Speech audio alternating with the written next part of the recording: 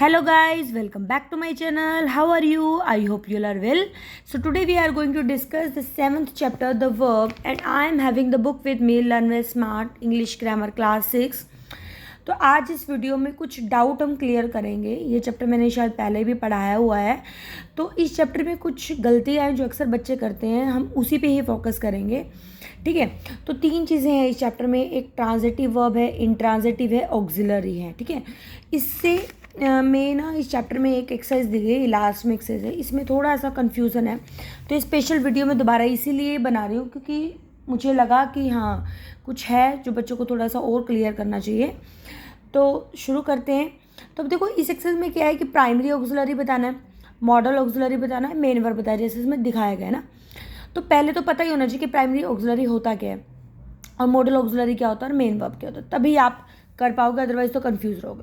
तो देखो हम इसमें सबसे आसान देखते हैं, पहले मॉडल ऑक्सिलरी देखते हैं. मॉडल ऑक्सिलरी में आपने क्या देखना है कि जैसे आपको जहाँ पे will, should, would, can not, ठीक है, मे, माइट, ये आपको सारे अगर दिखे मॉडल्स तो ये इसका मतलब क्या वहाँ पे मॉडल ऑक्सिलरी है. Shall, should, can, could, will, would, may, might. ठीक है. तो ये सारे आपके क्या है मॉडल्स हैं. एक क्लियर हो गया डाउट.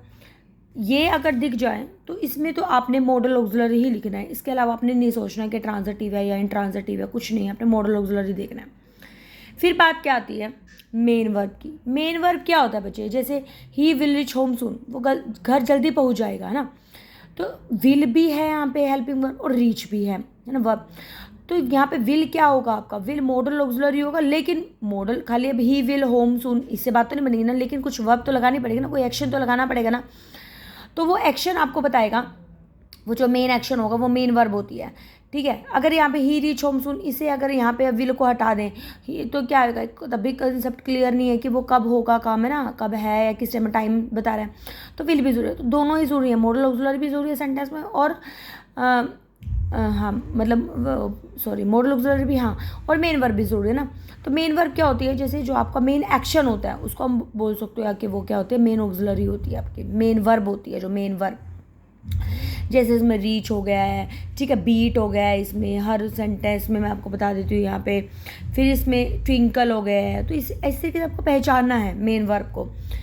फिर बात आती है प्राइमरी ऑक्सिलरी की. प्राइमरी ऑक्सिलरी में क्या होता है, जैसे आपका जहाँ पे आपको ई सेंटेंस में एम है, आर है, हैज़ है, हैव है, ये अगर आपको दिख जाते हैं सेंटेंस में तो वो क्या आ जाएंगे, आपको प्राइमरी ऑक्सिलरी हो जाएंगे. मैं फिर से एक बार बता रही हूँ, प्राइमरी ऑक्सिलरी में तो क्या है, इस, एम, आर और वोज, वर, ये मतलब कि बी होते हैं ना जो फॉर्म. ठीक है. हैज़, हैव, हैड अगर आपको दिख जाए तो वो प्राइमरी ऑक्सिलरी में है. मॉडल ऑक्सिलरी में आपके can, could, will, would, shall, should, may, might होंगे. और मेन वर्ब क्या होता है, जो मेन एक्शन वर्ब होती है, आपने ये देखनी है.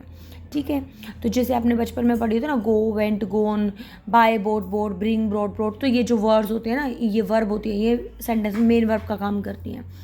ठीक है. इसमें एक टेबल है, टेबल भी आपको यही बता रही है इस बुक में, जो मैंने अभी बताया आपको. प्राइमरी ऑक्सिलरी क्या होती है, जैसे इज, एम, आर, वोज, वर. ठीक है. ये सब वर्ड्स आपने देख लेना है सेंटेंस में, तो दैट मीन्स प्राइमरी ऑक्सिलरी है.